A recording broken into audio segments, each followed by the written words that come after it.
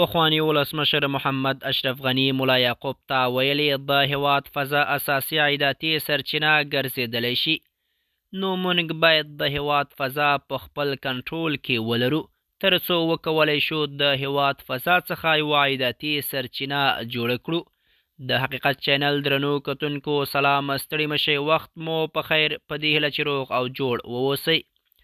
ولسمشر محمد اشرف غني افغانستان ته د الوتکو د انتقال او پروازونو پیل په تړاو تر تاریخي بحث وروسته وایي چې د هیواد فضا له ستراتیژیک اهمیت برخمنه ده او کېدلی شي چې اساسي عایداتي سرچینه وګرځي.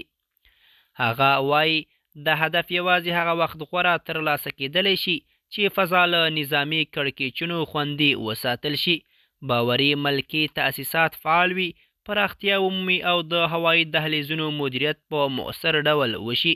ښاغلي غني ټینګار کړی که فضا خوندي او د هوایي چلند اړوند ستونزې هوارې شي، کېدای شي چې د افغانستان فضا د داخلي اړیکو سربیره د سیمې لپاره ستر هوایي مرکز باندې بدل شي. د جمهوري نظام پر مهال د کابل نړیوال هوایي ډګر ته د نړیوالو مستقیمو الوتنو شمیر زیات شوی و او د هیواد فضا د ملګرو ملتونو د ICAO ادارې لخوا د نړیوالو الوتنو لپاره خوندي ارزول شوی و. له 2021 کال وروسته چې طالبان د دوحې تړون له مخې پر افغانستان واکمن شول، د هیواد فضا د نړیوالو الوتنو او هوایي شرکتونو لپاره تر ډیره بنده و.